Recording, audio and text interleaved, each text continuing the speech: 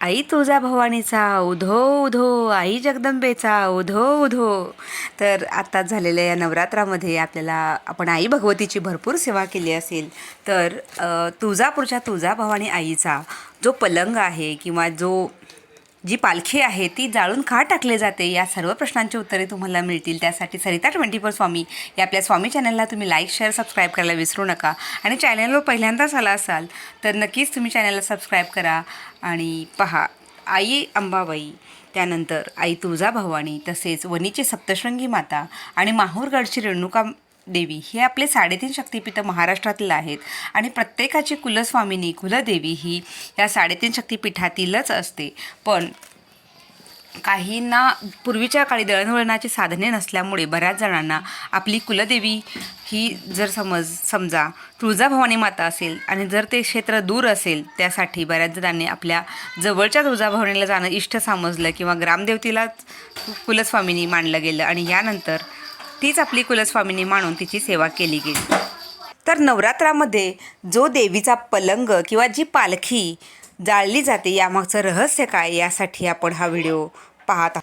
तर पहा, नगर जिल्ह्यातील पलंगे कुटुंब हे जे आहे, तर हे देवीचे जे काही पलंग बनवतात त्याचा मान ह्या पलंगे कुटुंबियांना आहे आणि वर्षानुवर्षांपासून ही प्रथा चालू आहे. बऱ्याच जणांना अजूनही माहीत नसेल, तर त्यासाठी पलंगे कुटुंब हे आई भगवतीची सेवा करणारं एक कुटुंब आहे. तर हे पलंगे आडनावाचे जे तिथले नगर जिल्ह्यातील तेली समाजातील जे भगत आहेत, तर ते भगत देवीसाठी पालखी बनवतात. तसेच नगरचे पलंगे कुटुंब हे पलंग आणतात आणि यांचे मूळ गाव म्हणजे पलंगे कुटुंबाचे मूळ गाव आंबेगाव घोडेगाव असल्यामुळे तेथील जे सुतार म्हणून आहेत, तर त्यांचे आडनाव ठाकूर आहे. तर ते हा पलंग बनवतात. तर पहा, ही वर्षानुवर्ष ही सेवा बनते. तर ते स्वतः पलंग बनवून यांच्या कुटुंबियातील यांचे सर्व काही म्हणजे जे काही कुटुंबियातील पुरुष लोक आहेत, तर हे सर्वजण हा पलंग देवी तुळजाभवानी मातेला घेऊन जातात. स्वतःच्या डोक्यावरून ते घेऊन जातात. दिवस रात्र पाऊस असेल, ऊन असेल, थंडी, वारा, निसर्गाच्या सगळ्या या संकटांना तोंड देत ते आपल्या हा पलंग देवी आईच्या सेवेसाठी रुजू करत असतात. वाटेत येतानाच काय होतं, कधीकधी अतिश्रमामुळे किंवा ह्या संकटांमुळे या पलंगे कुटुंबियांचा कधीकधी जागीच मृत्यू होतो. तरीसुद्धा हे कुटुंब थांबत नाही. जिथे तुमच्या एखाद्या त्या कुटुंबातील एकाचा जरी वाटेत मृत्यू झाला, तर तिथल्या तिथे त्याला माती दिली जाते आणि परत ही सेवा आई भगवतीची सेवा ही चालूच राहते. म्हणून ते कुठेही ते थांबत नाहीत. जोपर्यंत आईचा पलंग तुळजापूरला जात नाही तोपर्यंत हे कुटुंब अक्षरशः इतका कष्ट घेत असतो. तर ही आई भगवतीची सेवा म्हणून अगदी जीवसुद्धा ओवाळून टाकणारं हे पलंगे कुटुंब. तर याची माहिती अजूनही आपल्याला नाही आहे. तर ही माहिती जास्तीत जास्त लोकांपर्यंत पोहोचवावी आणि आई भगवतीची सेवा किती सुंदर रीतीने हे लोक करत आहेत आणि किती मनापासून करत आहेत, हे यातील हा हेतू आहे. कारण आपण जी मनापासून सेवा करतो ती आई भगवतीला खूप आवडत असते. तर पहा, हे पलंगे कुटुंब पलंग बनवून आणत असतात. तसेच जे दसऱ्याला म्हणजे देवीला लागणारे लोड, गादी हे जे काही सामान आहे, तर ते जुन्नरला शिवाजी महाराजांच्या म्हणजे जे काय म्हणतात तेव्हापासून जुन्नरमध्ये त्यांचा हा मान आहे आणि तेव्हा ते जुन्नरमधून ते बनवून येतं. आणि पालखीसुद्धा नगरचे जे तेली भगत आहेत, तर ते आणतात.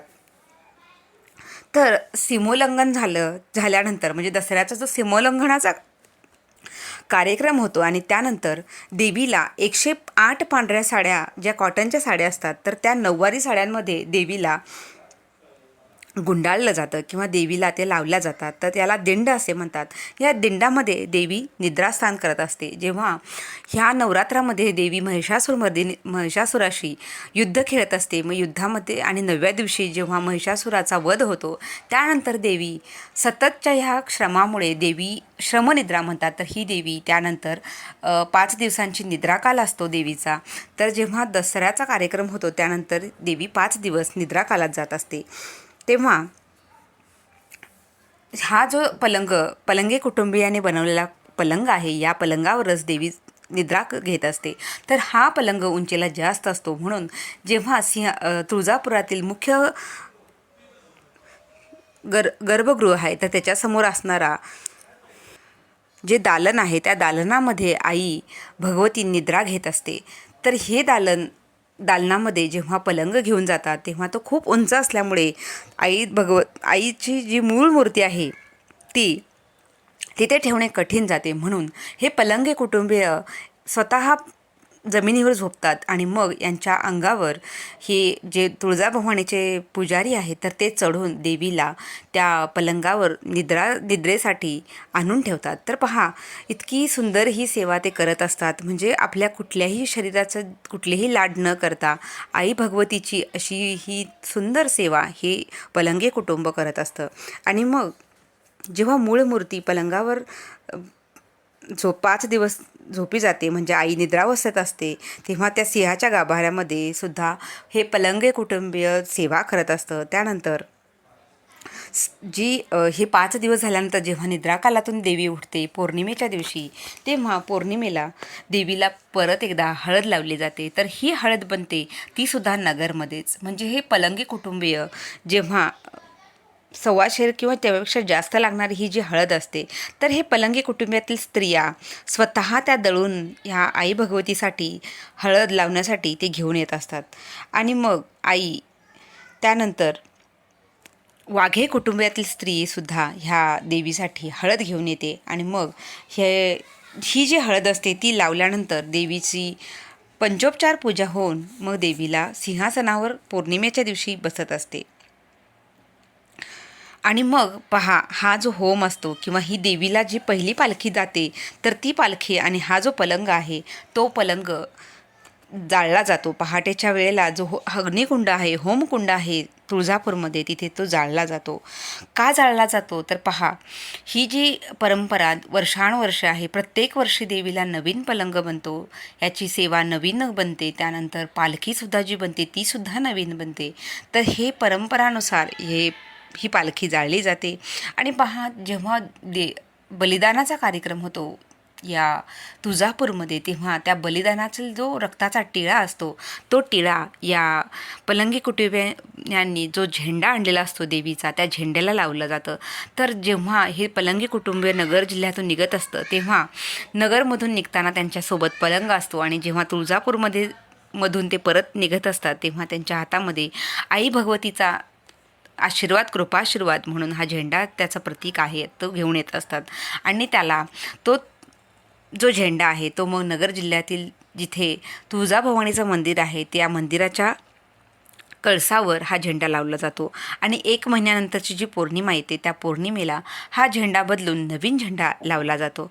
तर अशा प्रकारे ह्या तुळजाभवानी मातेला प्रत्येक वर्षी नवीन पलंग दिला जातो, आईची सेवा केली जाते आणि त्यानंतर पालखीसुद्धा प्रत्येक वर्षी नवीन बनवली जाते. तर